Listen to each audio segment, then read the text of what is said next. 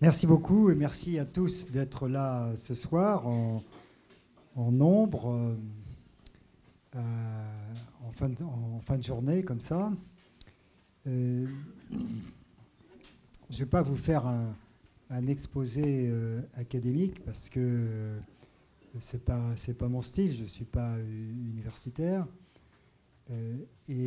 Ensuite, je ne vais pas non plus vous dire ce qu'il y a dans ce livre, sinon vous n'allez pas le lire.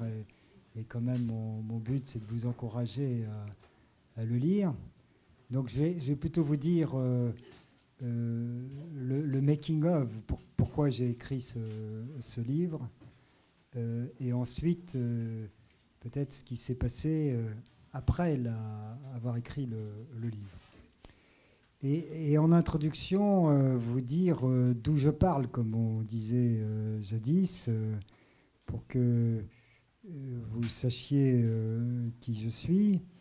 Euh, donc j'étais diplomate de carrière, maintenant je suis à la retraite. J'ai eu une très longue carrière puisque je suis entré au Quai d'Orsay en 1970 et j'en suis sorti en 2014, donc c'est à peine croyable. Et je ne suis pas un spécialiste du Proche-Orient, je ne parle pas arabe. J'ai fait une carrière un peu de généraliste entre Moscou, l'Allemagne, Bruxelles, etc. Il se trouve que j'étais à New York comme numéro 2 auprès de la mission française aux Nations Unies de 2002 à 2006. Donc là, j'ai suivi l'affaire irakienne, la grande opposition que nous avons eue avec les États-Unis sur l'intervention en Irak. Et puis, à partir de 2005, le rapprochement franco-américain qui s'est traduit notamment par une action commune sur le Liban et sur la Syrie, où nous avons voulu et d'ailleurs réussi à expulser l'armée syrienne du Liban. Et puis il y a eu il y a eu l'assassinat du Premier ministre libanais, Rafik Hariri. Et là, depuis New York, j'ai un peu contribué à toutes les actions que nous avons menées qui devaient déboucher sur la constitution du tribunal spécial pour le Liban. Et en 2006, M. Chirac, comme on dit, m'a nommé ambassadeur à Damas. Alors je dis, on dit M. Chirac parce que on continue à piquer la fiction que c'est le président de la République qui décide de tout. Je suppose que, même s'il me connaissait vaguement, c'est surtout ses conseillers qui m'ont désigné. Et donc là, j'ai passé 3 ans à Damas. 3 ans un peu particuliers, puisque quand je suis arrivé sous Jacques Chirac, nous étions totalement fâchés avec ce pays. Nous étions dans une absence de dialogue politique total, comme sanction à la suite de l'assassinat d'Hariri que nous attribuions au régime syrien. Et puis est arrivé Nicolas Sarkozy à l'Élysée. Et là, nous avons changé de politique. Au contraire, nous avons voulu nous rapprocher ou relancer le dialogue avec Damas. Et donc, j'ai appliqué une deuxième politique qui était celle de renouer par différents canaux, ce qui a conduit à l'invitation de Bachar al-Assad au sommet de l'Union pour la Méditerranée en juillet 2008, ainsi qu'à son invitation au célèbre défilé du 14 juillet de cette année-là, qui a eu lieu dans la foulée du sommet sur l'Union de la Méditerranée. Est arrivé 2011 et là j'avais quitté Damas donc depuis 2 ans et je m'occupais d'affaires qui n'avaient rien à voir avec la Syrie. Dans notre métier, en général, on essaie de ne pas regarder par-dessus l'épaule de son successeur. Donc quand on quitte un poste, on cesse complètement de s'en occuper, au moins pendant quelques temps. Et je me trouvais être le conseiller diplomatique du ministre de l'Intérieur, ce qui quand même m'a donné l'occasion de suivre un peu ce qui se passait au Proche-Orient et ailleurs, mais enfin sous un angle très particulier, celui du terrorisme, libération, ce genre de choses. Et lorsque le soulèvement syrien a commencé, bien sûr, je n'étais pas en charge de ces affaires, mais il est arrivé quand même à mes collègues du Quai d'Orsay ou de l'Élysée de me demander mon avis. Et aussi, les contacts syriens que j'avais ont recommencé à se manifester. Alors en 2012, j'ai pris une dernière ambassade qui était en Suisse, donc ça n'avait rien à voir. Mais là aussi, j'ai continué à voir des gens. Et au fond, à partir de ce moment-là, même si mes fonctions étaient sur d'autres sujets, malgré tout, mon expérience syrienne m'a poursuivi. Et notamment, j'ai été convié à beaucoup de rencontres, surtout depuis que je suis retraité, avec des gens que je n'aurais pas pu voir si j'étais en fonction.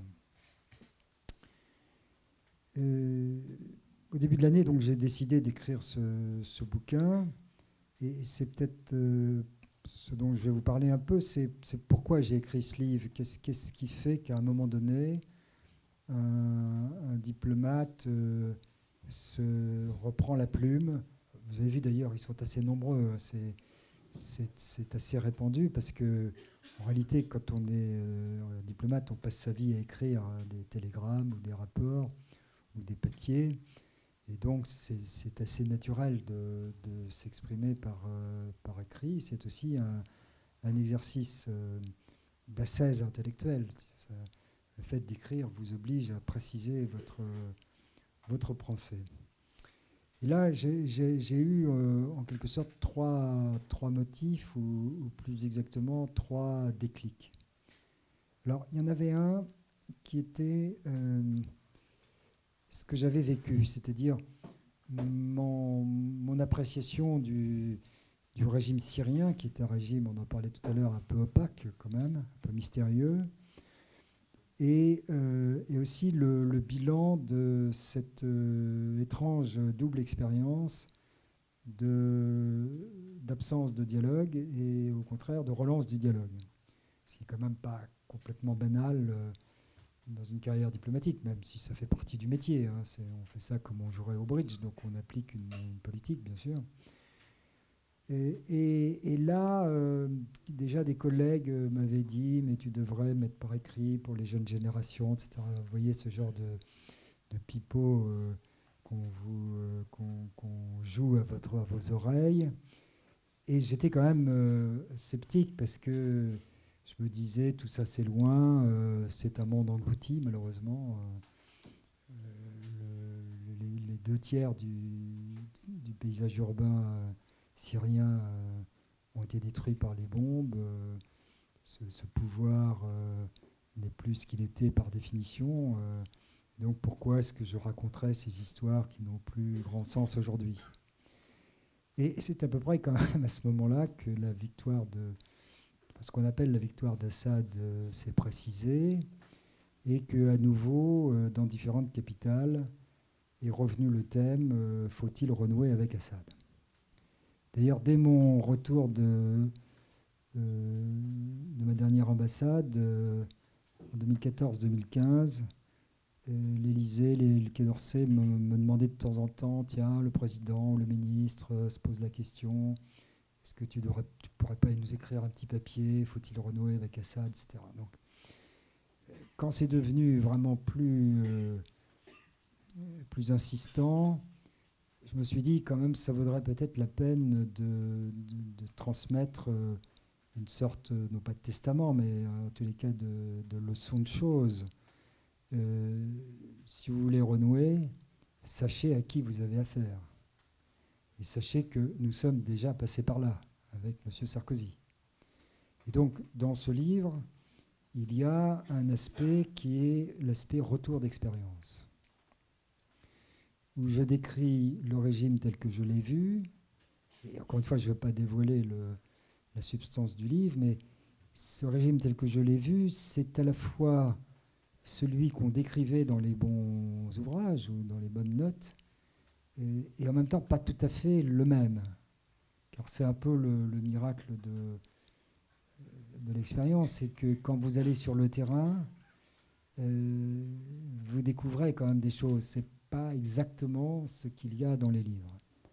Et donc, dans mon livre, si vous le lisez, vous retrouverez un peu ces choses vues. Et puis sur le plan plus strictement diplomatique, et ce qui s'est passé qui était un peu mystérieux, c'est comme je vous l'ai dit, j'ai servi à Damas de 2006 à 2009. Et donc la relance à laquelle j'ai été associé sous M. Sarkozy, c'était de 2007 à 2009, mais ça a continué après moi. Ça a continué jusqu'à début 2011. Et j'avais une certaine image de ce qui s'était passé dans cette expérience de relance, mais une image un peu tronquée, puisque je n'avais pas vécu les derniers mois, où je n'avais vécu que dans un bureau qui n'était pas au Quai d'Orsay, donc il m'en parvenait des échos, mais je ne suivais pas de manière très attentive. Donc en écrivant ce livre, j'ai été obligé de reconstituer l'ensemble du puzzle et d'interroger ceux qui avaient été aux affaires de 2009 à 2011. Et là, un peu, j'avais quelques intuitions sur cette expérience ratée, puisque finalement Assad nous a filé entre les doigts. Et j'avais quelques clés d'explication, mais au fond, je n'étais pas allé jusqu'au bout. Et c'est en écrivant le livre, en interrogeant les gens qui avaient connu la fin de partie, que j'ai pu, je crois, en tous les cas, reconstituer, sinon la vérité, parce qu'il n'y a pas de vérité dans ce domaine, en tous les cas, approcher le plus possible d'un diagnostic sur ce qui s'est passé, qui est aussi, encore une fois, un diagnostic qui peut servir de leçon pour l'avenir. Et qui est, je ne veux pas vous dévoiler, mais en une phrase, qui est que les Occidentaux n'ont pas d'influence sur ce régime, qu'ils essayent le boycott, comme ça avait été le cas de M. Chirac à la fin, ou le dialogue, ce qui avait été le cas de M. Sarkozy. Un deuxième déclic, c'était le fait qu'au cours de ces années, et surtout encore une fois en 2015, 2016, 2017, 2018, le développement du conflit syrien, les différentes étapes, qu'encore une fois je suivais par différents canaux, notamment par les contacts que j'avais gardés avec des Syriens des deux bords, et aussi j'étais consulté évidemment par les Américains, puis par les Russes, puis à partir d'un certain moment, étant vraiment retraité, j'ai pu aller aussi à Téhéran plusieurs fois, et donc continuer à suivre ça, un peu comme indépendant, si je puis dire. Et je me faisais une idée de ce qui se passait, et je suis à la fois modeste, mais en même temps, j'avais toujours l'impression que les débats qui se déroulaient étaient toujours un peu à côté de ce que je croyais être la réalité. Et donc, là, j'avais envie, autant sur le premier thème, mon expérience personnelle, j'hésitais à vraiment prendre la plume, autant sur le deuxième, l'analyse du conflit syrien, là, j'avais le sentiment obscur que j'avais quelque chose à dire. Et d'ailleurs, j'ai rédigé une note pour l'Institut Montaigne, qui a commencé à ce moment-là à m'employer, une note au mois de juin 2017, qui s'appelait « En finir avec une guerre sans fin », où déjà je vais développer un certain nombre de thèmes que j'ai repris dans le livre. Donc ça, c'était le deuxième déclic, c'est vouloir expliquer aux autres ce qu'il fallait comprendre sur ce conflit syrien.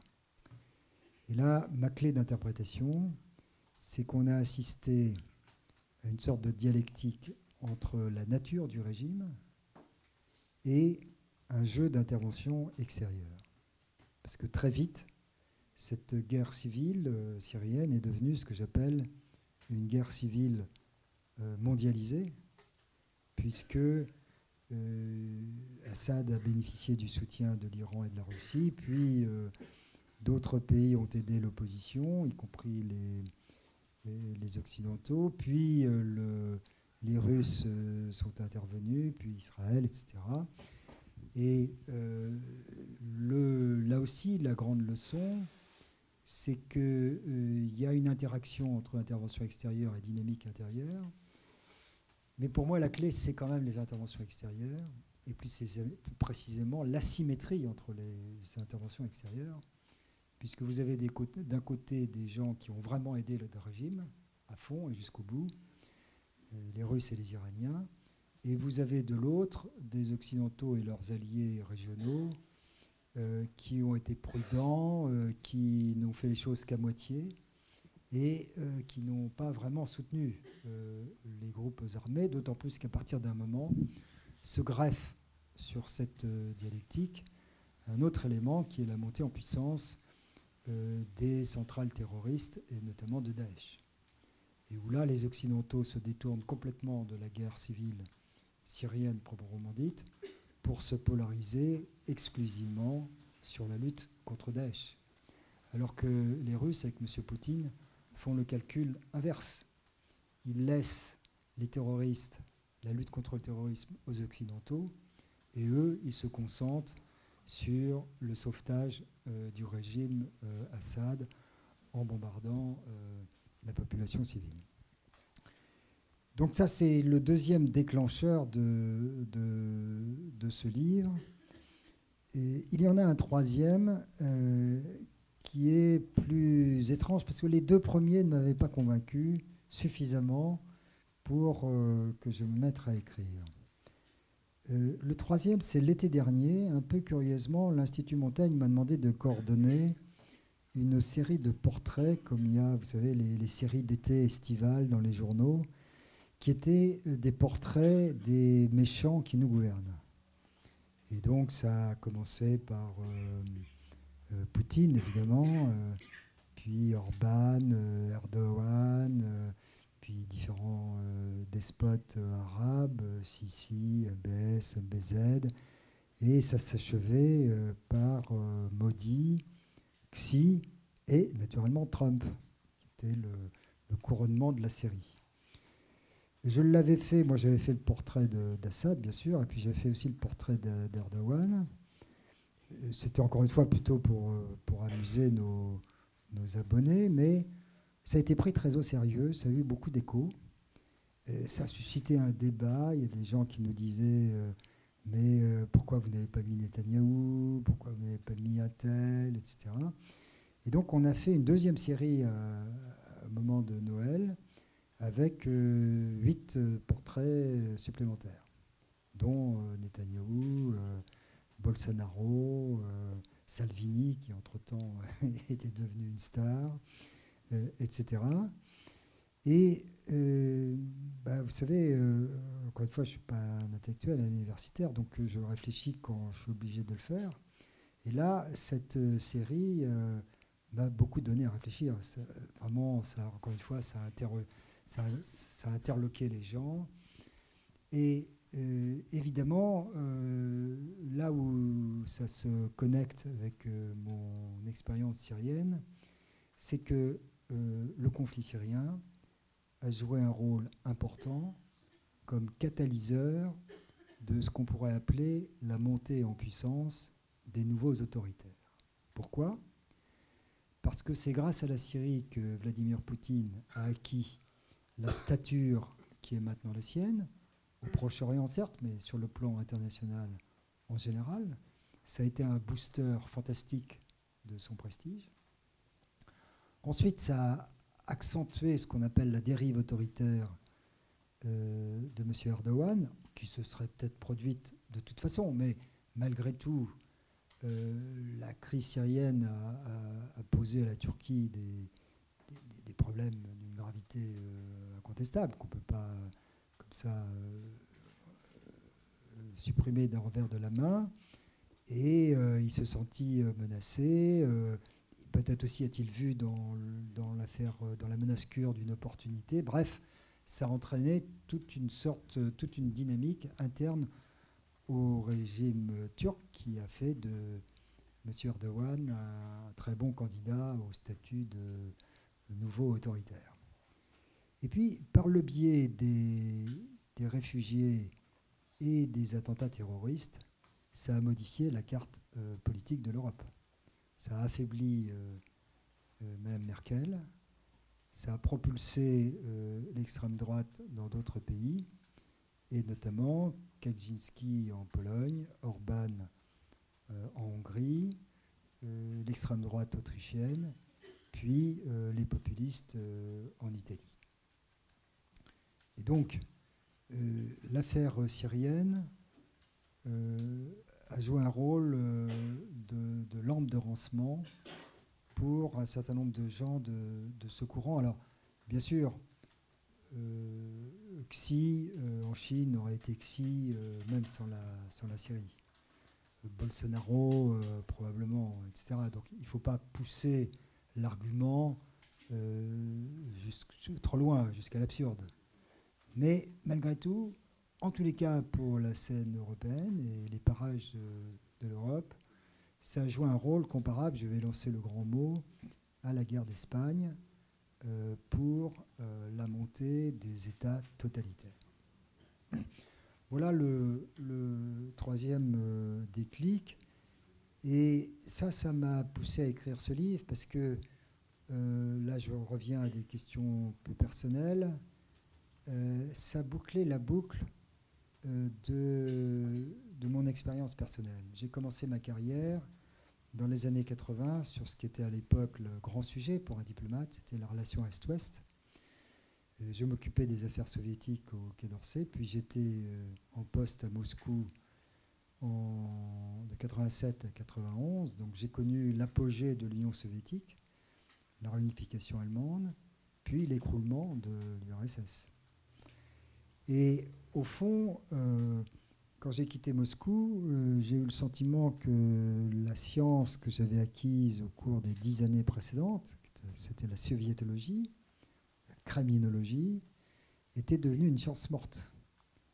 Et que tous les efforts que j'y avais consacrés étaient vains. Et qu'il ne me restait plus qu'à m'occuper d'autre chose. Ce que j'ai fait, d'ailleurs, je me suis occupé de multilatéral, de désarmement d'abord, puis d'affaires européennes à Bruxelles, puis de l'ONU à New York. Et voilà que 30 ans plus tard, cette science périmée redevient d'actualité. Et qu'au fond, je suis jeune à nouveau, puisque ce monde des nouveaux autoritaires, c'est un peu le monde que j'avais connu dans les années 80. Sauf que, comme toujours, là aussi, c'est le même, mais pas tout à fait le même. C'est d'autres visages, d'autres modes de fonctionnement. Ces régimes qu'on appelle autoritaires ne sont pas exactement des régimes totalitaires. Erdogan n'est pas mu uniquement par une idéologie, même Orban. Orban, comme Erdogan, respecte quand même ultimement les élections, comme on l'a vu à Istanbul. Alors Poutine, c'est différent. Lui, il est plus en contrôle et il est plus l'héritier du système communiste. Mais malgré tout, il a mis un peu de pseudo-démocratie dans son eau, ou un peu de pseudo-libéralisme. Et même si, ce qui est assez mystérieux, c'est que cette Chine qui est restée qui a sanctuarisé le monopole du Parti communiste est devenu un pays capitaliste. Un pays capitaliste avec de surcroît un pouvoir plus personnel dans la personne de Xi que ce n'avait été le cas dans les systèmes communistes précédents. Donc vous voyez, c'est tout ça qui m'est apparu comme justifiant qu'on s'y intéresse. On s'y intéresse sous, encore une fois, l'angle qui est le mien, qui est celui d'un professionnel, qui n'est pas celui d'un théoricien, avec les qualités et les défauts d'un professionnel, avec aussi un parti pris d'être détaché de notre politique officielle. Je ne défends pas spécialement notre politique. En même temps, comme j'ai été aux affaires moi-même, je ne dis pas il n'y a qu'à Faucon, quoi, parce que là, les gens qui disent il aurait fallu faire ceci, cela, bon, c'est vrai, mais en réalité, quand vous êtes au gouvernement, les marges de manœuvre sont assez limitées. Et puis aussi, c'est un livre, vous qui l'avez lu, c'est un livre que certains ont décrit comme clinique, c'est-à-dire je fais une analyse aussi objective, en tous les cas aussi précise et nuancée que possible, mais je dis que mon cœur est du côté de l'opposition. Je ne voulais pas faire comme tous ces gens qui disent « Moi, monsieur, je ne défends pas Assad, mais… » et qui vous servent que des arguments pour défendre le régime d'Assad. Et donc, voilà les 3 déclics, voilà un peu ce que j'ai voulu faire, mais voilà aussi le ton et la manière dont je l'ai fait. C'est quand même un livre, encore une fois, de praticien. Alors, l'afterwork. Je publie ce livre donc début juin. Il suscite d'ailleurs un intérêt un peu surprenant, puisque beaucoup de journalistes m'ont interviewé, etc. Il y a eu des recensions prestigieuses. Et là, première surprise, ce que les commentateurs ont le plus retenu, c'est justement ce thème des nouveaux autoritaires. Alors que, je ne dis pas que ce n'est pas bien, pas intéressant, bien sûr, mais c'est un sujet qui peut être traité par quelqu'un qui n'a pas eu l'expérience qui était la mienne. Alors que ce que je raconte sur le régime syrien, il faut y avoir été pour pouvoir le raconter, si vous voulez. Mais voilà, je constate que c'est comme ça, et ça doit dire quelque chose sur l'état des préoccupations de nos compatriotes. Alors je vous invite à lire rapidement La longue nuit syrienne, parce que il faut que je vous fasse une confession, c'est que je publie dans 3 semaines ou 4 semaines la suite qui est Le monde des nouveaux autoritaires, qui est notre série de portraits qui devient un livre et pour lequel j'ai fait une longue introduction rassemblant un peu toutes ces réflexions. Donc voilà, premièrement, une petite surprise sur la réception du livre. Deuxièmement, malheureusement, une confirmation par les événements qui ont continué à se dérouler en Syrie et dans la région.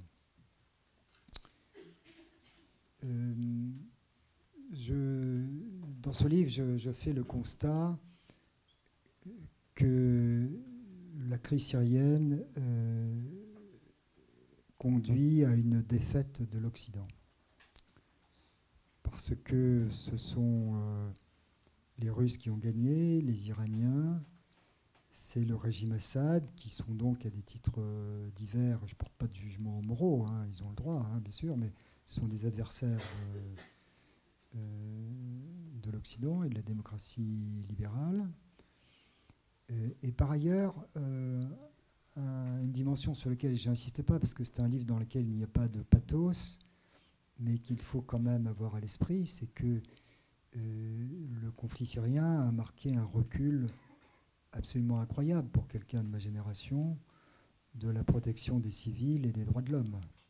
C'est-à-dire qu'il y a une espèce d'industrialisation de la torture, des meurtres, des bombardements indiscriminés, dont on pouvait penser à la fin du XXe siècle que ça n'aurait pas disparu dans les faits, bien sûr, mais au moins dans les normes. Et que des grands pays comme la Russie auraient du mal à s'affranchir complètement de ces normes. Et ces valeurs, c'est quand même celles de l'Occident, grosso modo, même si elles sont universelles, mais enfin, elles sont surtout défendues par les Occidentaux. Et donc, de ce point de vue-là aussi, c'est une défaite de la pensée occidentale, des valeurs occidentales, qui est d'autant plus stupéfiant que ça se passe dans un relatif silence de nos opinions publiques. Et donc, je faisais ce constat de la défaite, et il faut dire, je faisais un autre constat aussi, c'est que la guerre n'était pas finie. Parce que la guerre civile entre Assad et son opposition était sans doute terminée. La guerre qui s'était greffée sur celle-ci contre Daesh était également, grosso modo, largement achevé, même s'il fallait continuer à lutter contre des résurgences possibles. Mais en revanche, la guerre régionale continuait entre la Turquie et les Kurdes, entre l'Iran et Israël, entre les Américains et les Russes, etc. Et ça, cette deuxième ou troisième guerre-là, effectivement, depuis que mon livre est paru, elle n'a fait qu'embellir, si je puis dire, avec notamment ce qui vient de se passer ces derniers jours, c'est-à-dire le fait que les Américains lâchent le dernier pied dans le dossier dont disposaient les Occidentaux. Le nord-est syrien, c'est-à-dire le tiers du territoire quand même, les Américains et nous-mêmes, nous y étions sous le prétexte justifié de contrôler Daesh et aussi de rester aux côtés de nos alliés locaux qui étaient les Kurdes. Enfin, ça avait aussi comme raison d'être de garder un levier pour un éventuel règlement politique à venir de la question syrienne. C'était la seule façon que nous avions de ne pas être complètement à poil dans les Russes, dans le dossier syrien. Et là, Trump y renonce sur un coup de tête, ou plus exactement, il y renonce à la suite d'un coup de fil d'Erdogan. Et donc là, on voit réintroduire ce que j'appelle la géopolitique des nouveaux autoritaires. C'est pas pour rien que ce soit Erdogan qui appelle Trump, que Trump décide ce genre de choses selon une méthode que dans la science politique qu'on appelle le sultanisme, c'est-à-dire sans aucune consultation de qui que ce soit, sans qu'il y ait aucun appareil d'État qui fournisse des options, mais sur un caprice, ou plutôt sur une décision immédiate. Je ne dirais pas irréfléchie, parce qu'évidemment, ça faisait des mois qu'il disait qu'il allait le faire. Mais quand même, sur le moment et les conditions, il n'y a pas vraiment de préparation. Et donc, ça achève, comme on peut le lire aujourd'hui, de laisser Assad reconquérir l'ensemble du territoire. Ça confirme Poutine comme rôle de grand arbitre de la région. Ça confirme aussi la mise en orbite de la Turquie à l'égard de la Russie, puisque maintenant, les Turcs dépendent de plus en plus des intérêts de la Russie pour leur question de sécurité. Il faut dire aussi que ce retrait américain du Nord-Est fait suite à 2 ou 3 autres événements, dont l'attaque attribuée aux Iraniens, que ce soit eux directement ou par proxy interposé, peu importe, contre l'Arabie saoudite le 14 septembre, laissé dans les yeux des acteurs régionaux sans réponse de la part de l'Amérique. Et donc, c'est pas seulement que Trump trahit les Kurdes, c'est quelques jours plus tôt, il avait déjà plus ou moins trahi ses alliés saoudiens. Et dans les perceptions de la région, il y a donc un changement qui s'est opéré au cours de l'été et qui vient de se confirmer dans le rapport des forces. L'impression générale étant que la garantie américaine a disparu et que c'est l'Iran qui a inversé en sa faveur le rapport des forces et c'est la Russie qui s'est substituée à l'Amérique comme patron de la sécurité régionale. Je dois dire que tout ça est anticipé, me semble-t-il, dans mon livre. Il y a une chose que je n'avais pas prévue, qui était cette disparition de toute notion de solidarité entre alliés. Dans mon livre, je fais des développements sur le rapport à la force. Je crois que la Syrie s'explique beaucoup par l'espèce de de dégoût, de réticence que les Occidentaux ont contracté à l'égard du recours à la force, pour en avoir abusé en Afghanistan, en Irak et peut-être en Libye, c'est à discuter.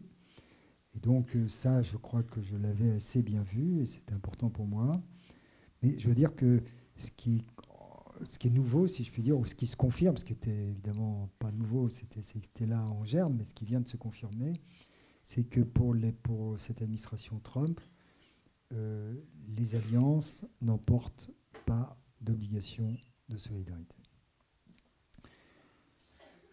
Peut-être un dernier mot pour conclure. J'espère que je ne vous ai pas trop bassiné, mais un dernier mot pour conclure.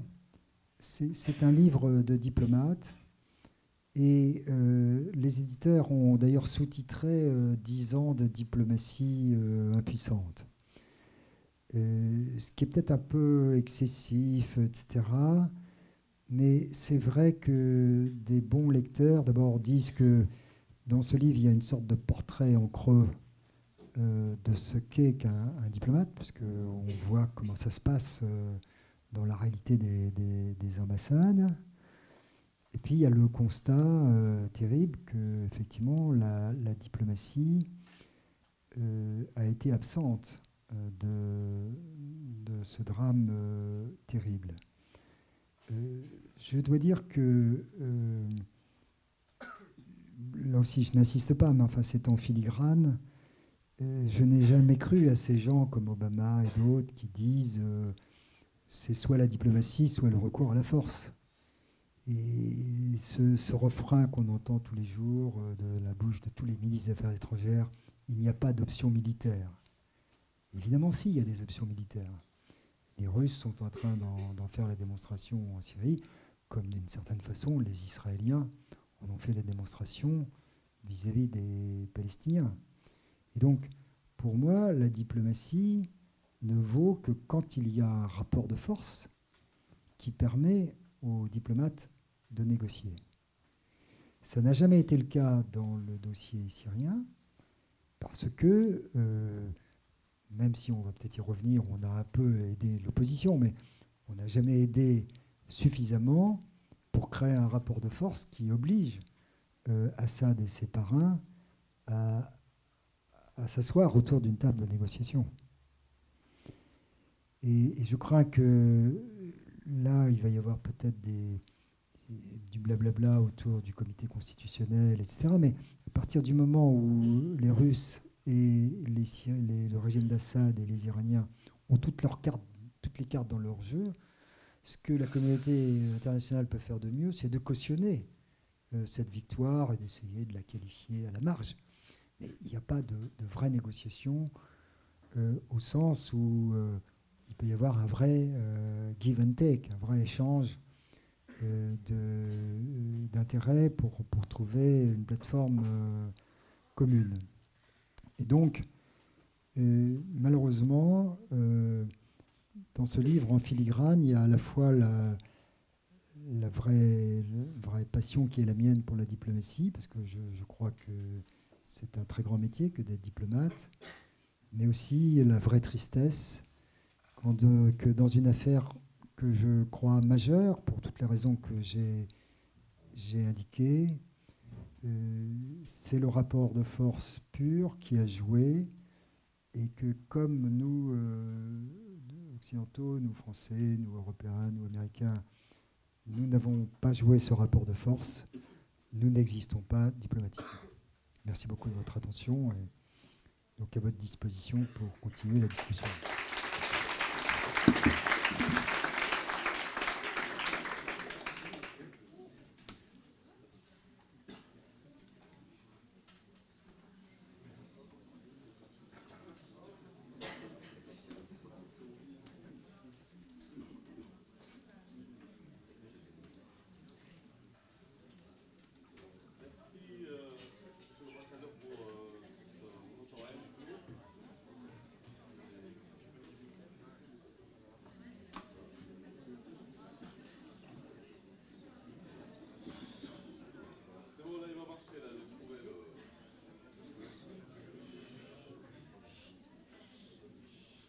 Merci infiniment, monsieur l'ambassadeur,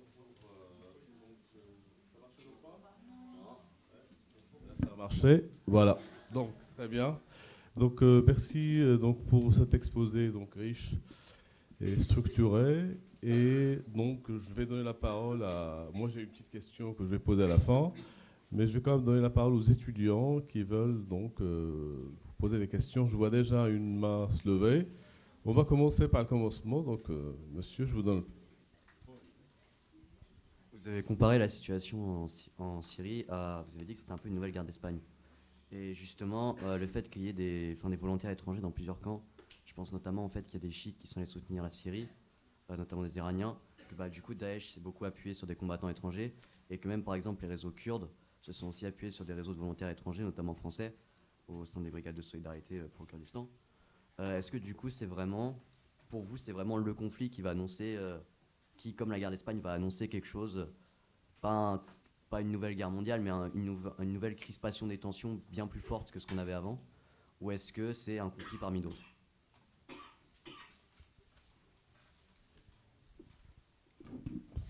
Bah, écoutez, merci beaucoup. C'est une très bonne question. Alors malheureusement, il faudrait des heures pour y répondre. Comment vous dire? J'ai eu le sentiment dès 2012 que c'était pour les décideurs occidentaux, européens en particulier, notre guerre d'Espagne. Je ne suis pas le seul. Hein. Jean-Pierre Filiu a utilisé l'expression, Nicolas Bavray, etc. C'était notre guerre d'Espagne en ce sens que nous choisissions la non-intervention alors que nos adversaires choisissaient l'intervention massive. Et quand j'ai rédigé je vous raconte tout, le synopsis du livre pour l'envoyer à un éditeur potentiel, c'était l'idée que je développais.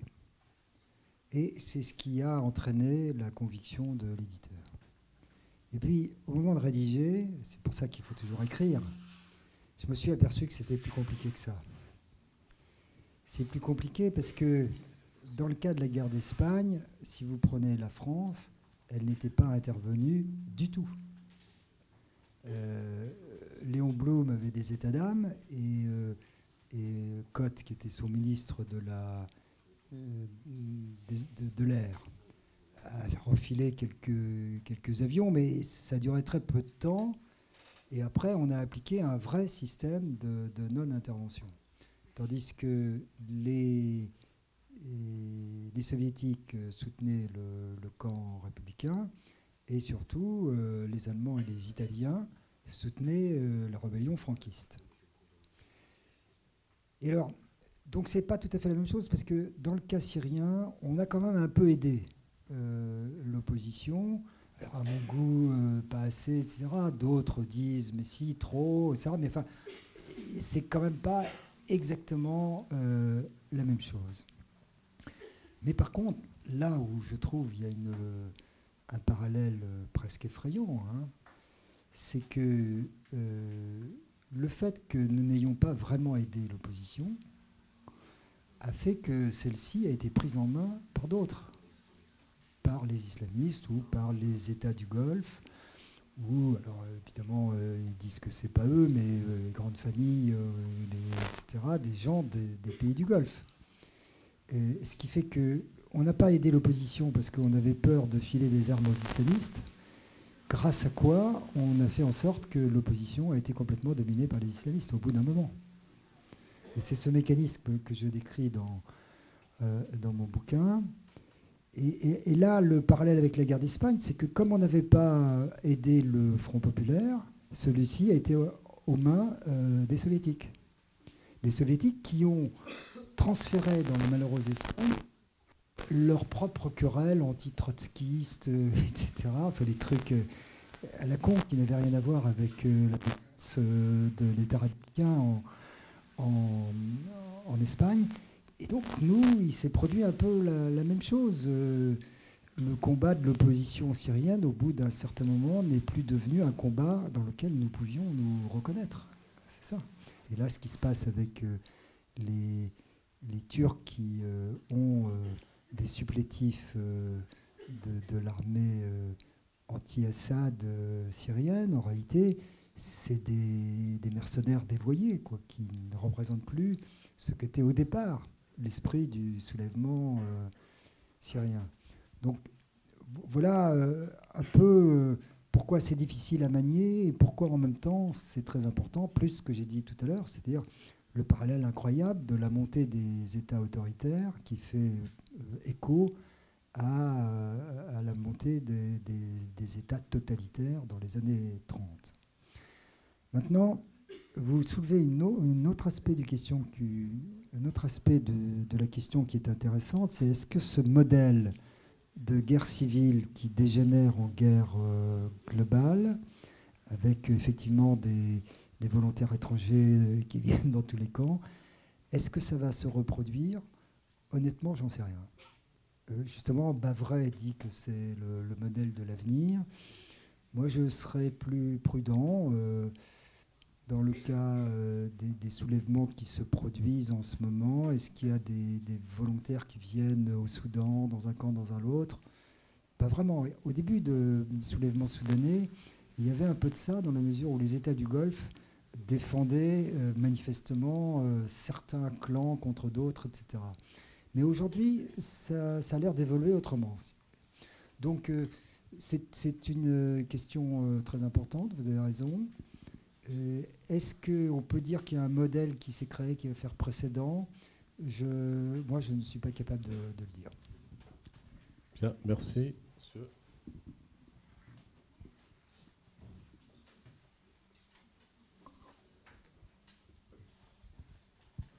Alors bonsoir, merci beaucoup pour votre conférence. Vous avez mentionné avoir travaillé sous différents gouvernements et je voulais savoir, ça faisait quoi de recevoir cette soumission à l'ordre sous différents gouvernements qui ne suivent pas forcément une continuité logique? Et vu que vous avez mentionné aussi que les frontières politiques de l'Europe changent, comment ça serait de travailler pour un État comme la France qui aurait éventuellement basculé dans le populisme ou quelque chose comme ça? Alors vous êtes à l'étranger, vous devez appliquer ces directives-là. Voilà. Merci de votre question. Alors là aussi, je vais être obligé de faire une réponse nuancée parce que la France, c'est quand même un vrai État avec une longue tradition.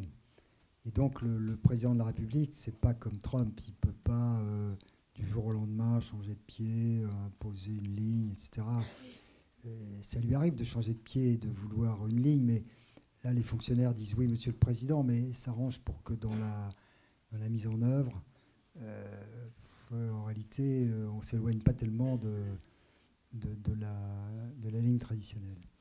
Et alors, si vous lisez mon livre, vous verrez que Jacques Chirac me nomme donc à l'été 2006, et à la conférence des ambassadeurs de fin août 2006, il me prend à part et il me dit « c'est vous qui nous allez nous représenter à Damas. C'est un régime de tueurs et d'assassins, mais il faudra qu'un jour nous nous rabibochions avec eux. » Et donc, même Chirac était violemment hostile à ce régime et violemment sous le coup de la vindicte pour la mort, l'assassinat de son ami Hariri. Même lui, il savait qu'il y avait des intérêts d'État à long terme qui faisaient qu'il ne pouvait pas faire disparaître comme ça du jour au lendemain ce régime et décider de ne plus avoir de contact avec lui. Par ailleurs, quand M. Sarkozy arrive, il décide de renouer. On envoie d'abord des émissaires, parce que moi-même étant ambassadeur, je dis pas il faut pas. Bien sûr, c'est pas comme ça que ça se passe. D'ailleurs, je ne croyais pas que je croyais pas qu'il fallait renoncer ou il fallait éviter de renouer. Hein. J'avais en tête ce qu'avait dit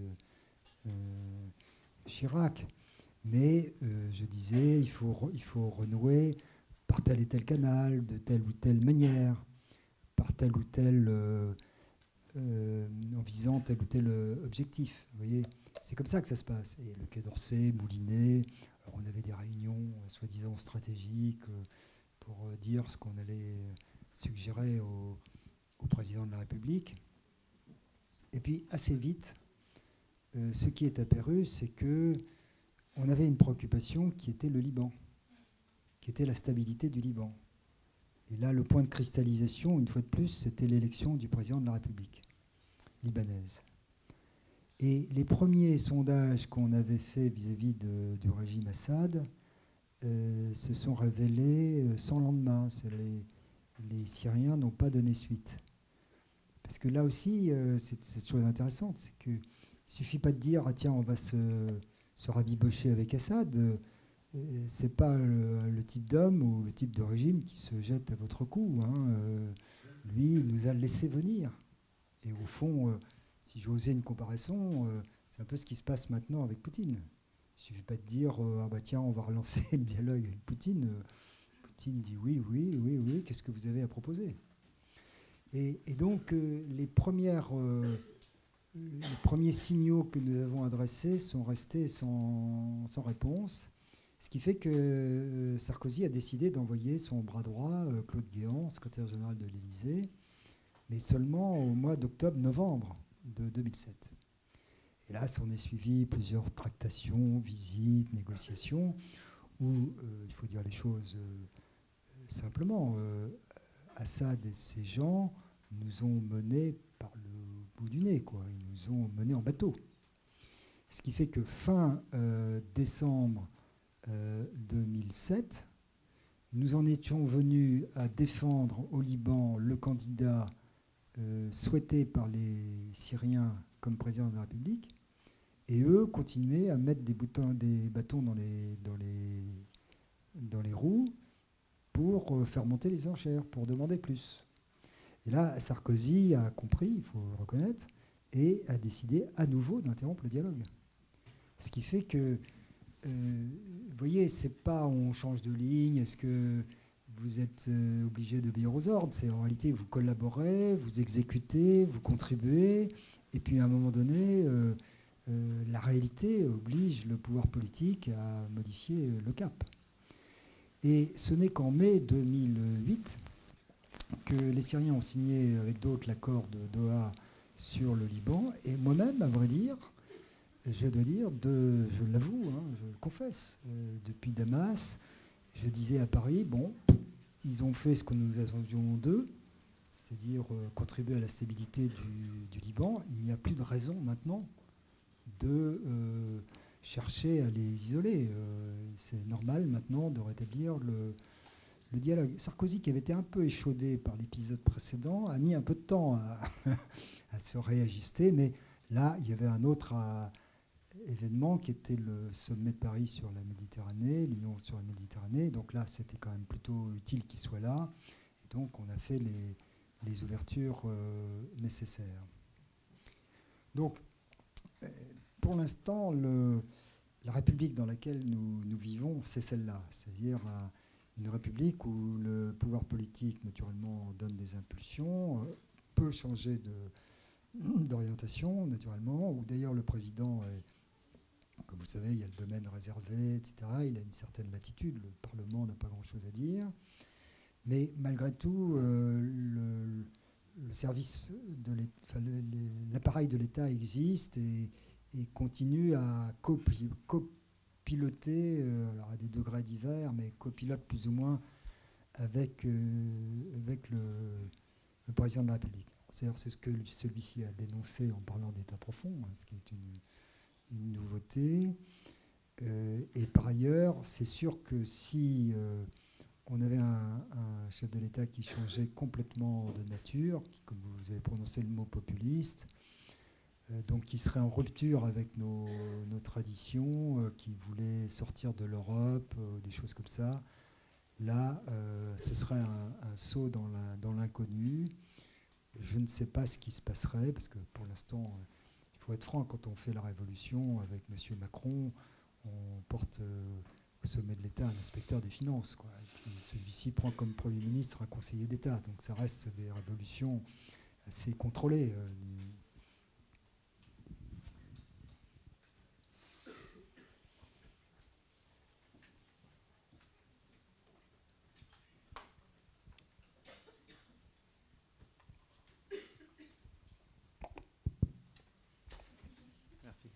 Bonsoir monsieur, je m'appelle Victor, je suis étudiant en deuxième année.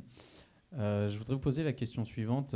Êtes-vous d'accord avec vous qui avez travaillé en Syrie et qui a été diplomate là-bas, et vu la position actuelle de la France dans cette région, est-ce que vous êtes d'accord avec le constat que fait Pierre Conessa, disant que la France est devenue une puissance de moyenne impuissance? Je vous remercie.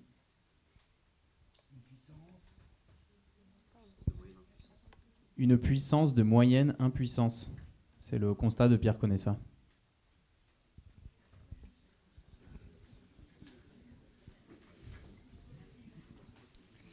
Et Pierre Conessa a servi dans l'administration, comme vous le savez, mais il n'a jamais exercé de vraies responsabilités à un échelon vraiment élevé.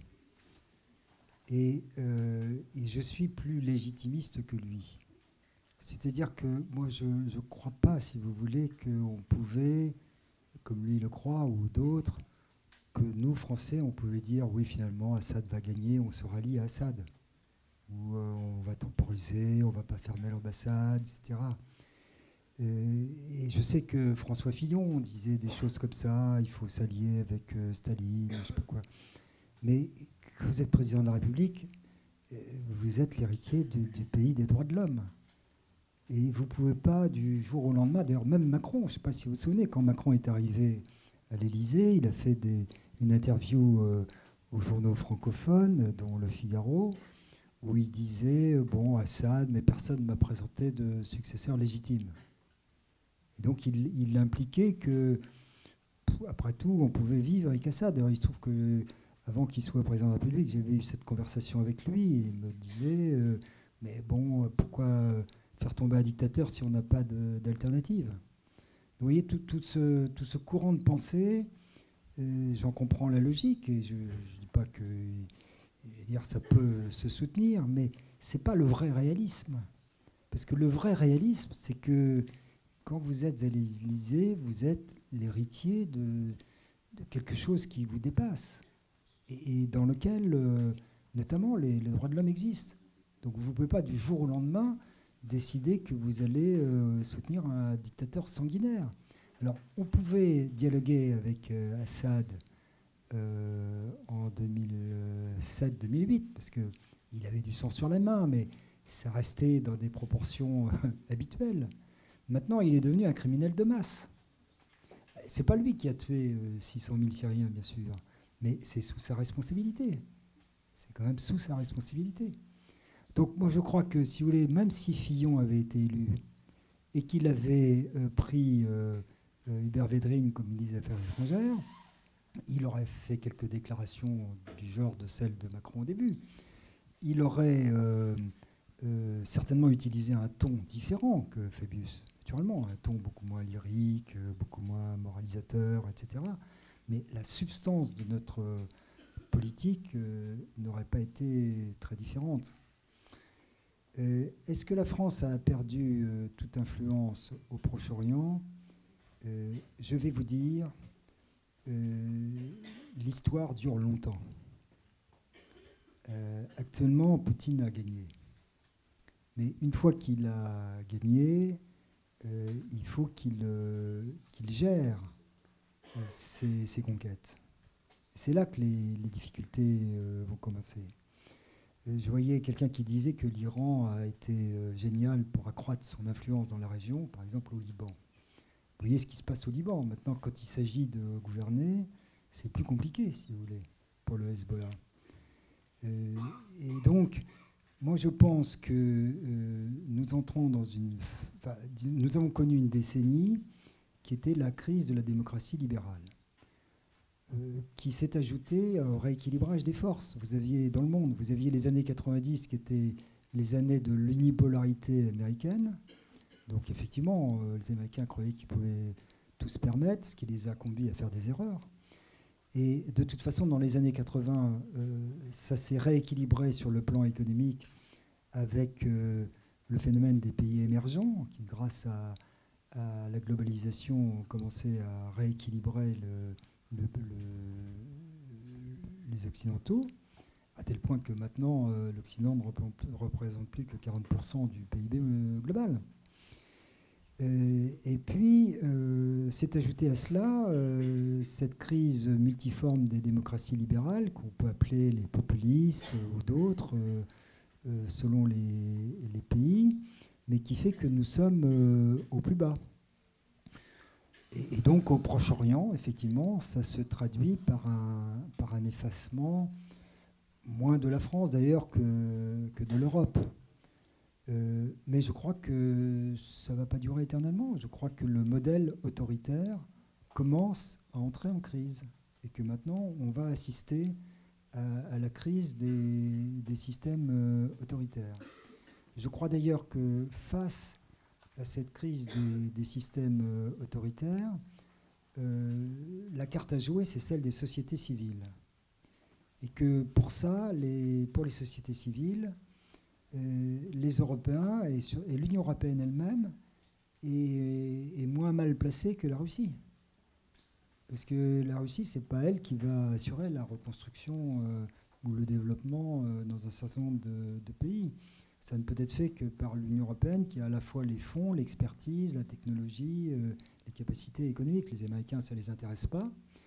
Les Chinois le feront peut-être un jour, mais tant qu'il y a de l'instabilité, ils se montrent très prudents. Si vous regardez le dossier iranien, les Russes et les Chinois font beaucoup de battages pour soutenir le JCPOA et l'Iran, mais bon, pour l'instant, c'est pas ça qui fait vivre les Iraniens et surtout qui peut leur permettre d'adopter une économie plus moderne, conforme aux contraintes environnementales actuelles. Donc, moi, à la fois, je suis plus légitimiste que ces critiques parce que je crois qu'en réalité, la marge de manœuvre du pouvoir n'est pas considérable. Et en même temps, je suis plus optimiste sur notre capacité à exister dans cette région dans les années à venir. Merci. D'autres questions?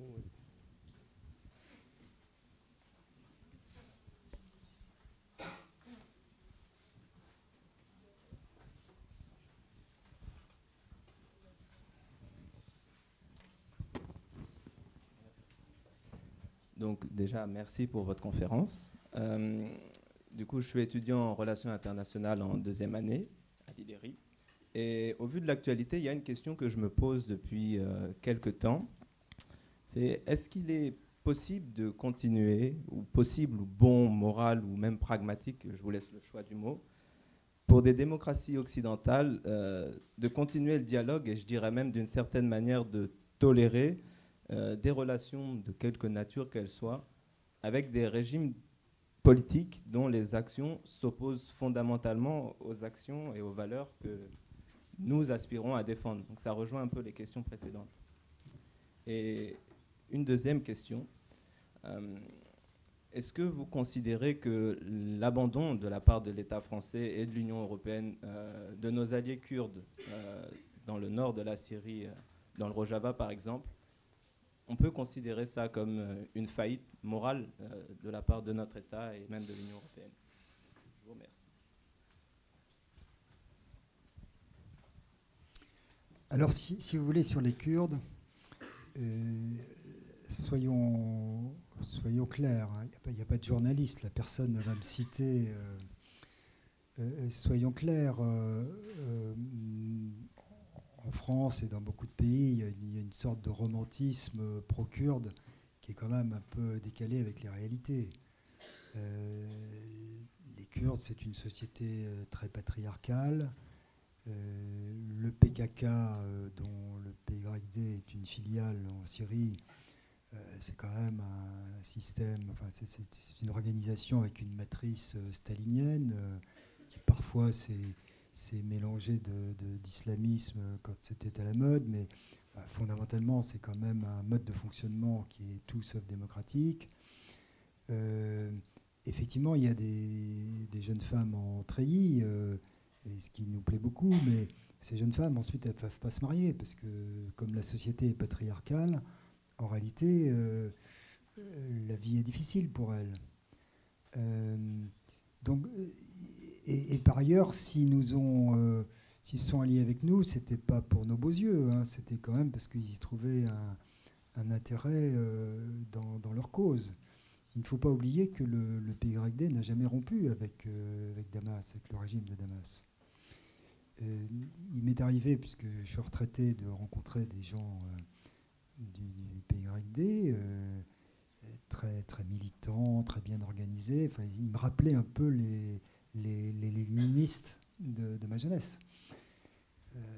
Et je leur ai posé la question, j'aurais dit, mais quand même, s'il y a un groupe confessionnel ou ethnique qui a été persécuté par ce régime, c'est quand même bien vous. Quand j'étais ambassadeur, vous savez, il y avait des milliers de Kurdes qui n'avaient même pas de papier d'identité parce que le régime refusait de reconnaître leur existence. J'ai dit, mais pourquoi est-ce que vous n'avez pas rejoint l'opposition? Et on m'avait répondu, mais c'est parce que nous, justement, on connaît ce régime.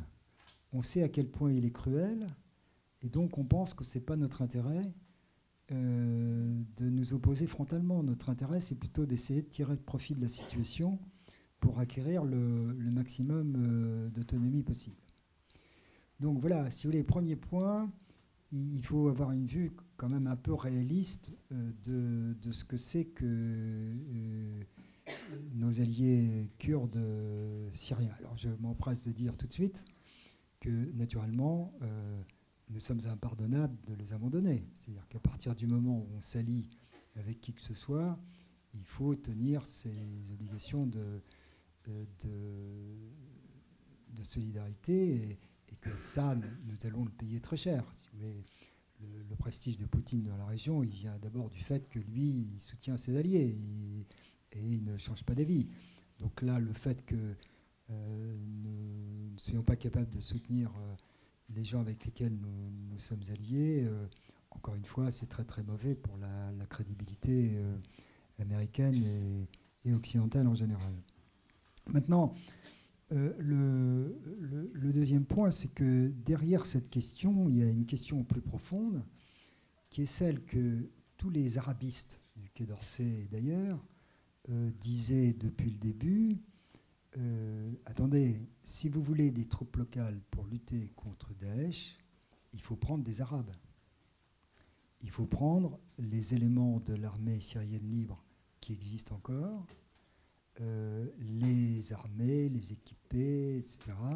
Leur fournir aussi des motivations, parce que si vous avez pris les armes contre Assad et qu'on vient vous dire, attendez les gars, maintenant c'est plus contre Assad qu'il faut vous battre, mais c'est contre Daesh, évidemment vous n'allez pas trouver des gens très motivés. C'est ce qui s'est passé quand la CIA ou le Pentagone, je ne me souviens plus, a essayé d'armer quelques unités syriennes. À peine étaient-ils armés et entraînés qu'ils ont fui ou qu'ils ont refilé leur armement à d'autres. Et bien sûr, c'était compliqué de trouver des alliés arabes sur le terrain. Mais à partir du moment où nous ne faisions pas cet effort-là, nous devions nous attendre qu'un jour nous aurions des problèmes, parce qu'on s'alliait à une minorité, les Kurdes, qui étaient détestés par leur environnement arabe, bien sûr. Et là, on a fait un choix qui était un choix d'efficacité militaire immédiate, mais qui était, il faut bien le reconnaître, un choix de facilité politique que nous payons maintenant.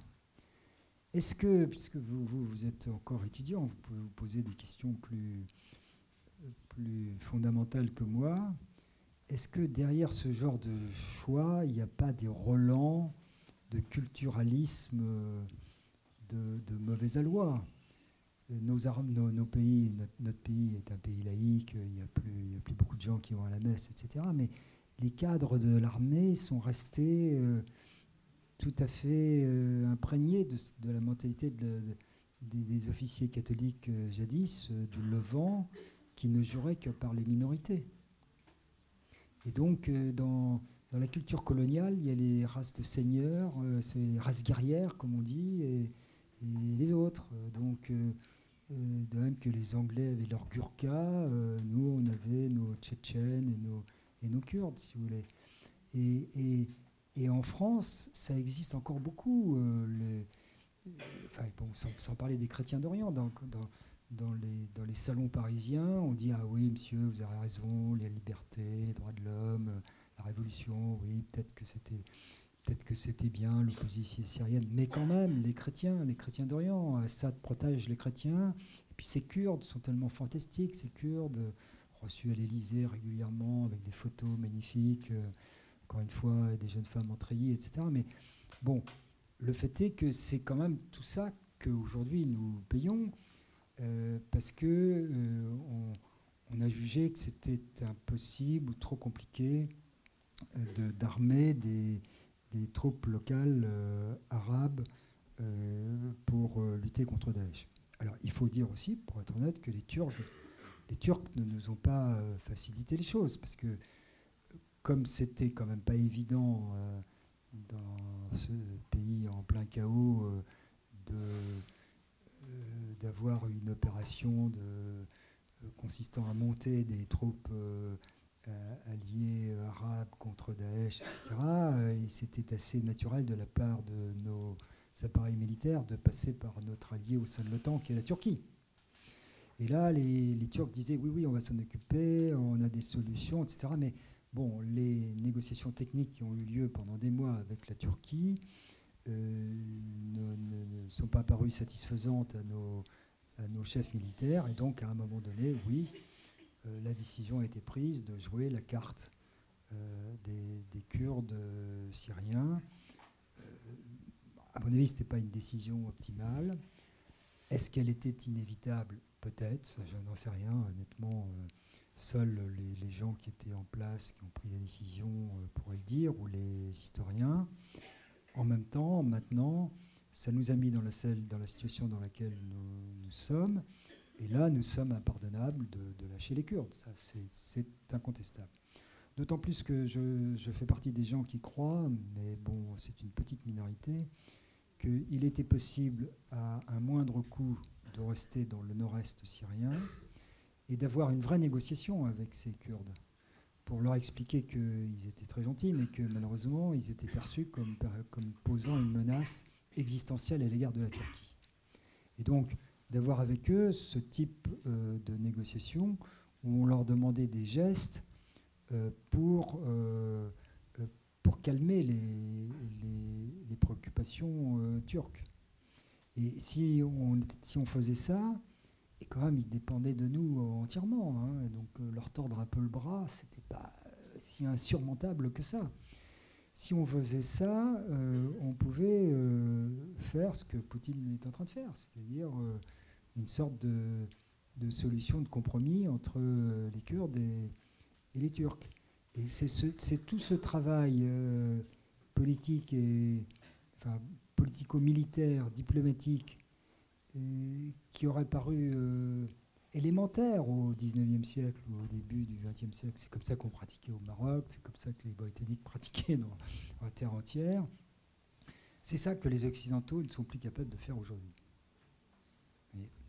Et je dis souvent, quand les gens quand on a des grands sujets, c'est, vous savez, comment lutter contre l'influence iranienne dans la région, mais simplement, les Iraniens, eux, ils ont des gens sur place qui sont capables de recruter des milices, de faire jouer tel ou tel levier d'influence, même dans des régions où ils ne sont pas populaires. Tandis que nous, on est là avec nos bombardements et nos programmes financiers ou autres. Donc c'est pas la même chose, quoi, que d'être sur le terrain et de savoir manier les acteurs locaux. Donc ça c'est un problème de culture et Trump, à sa manière, confirme ce que Obama avait fait, c'est-à-dire quand même une espèce de déperdition de la fin de ce type de culture dans les puissances occidentales. Bien, c'est une dernière question, s'il vous plaît.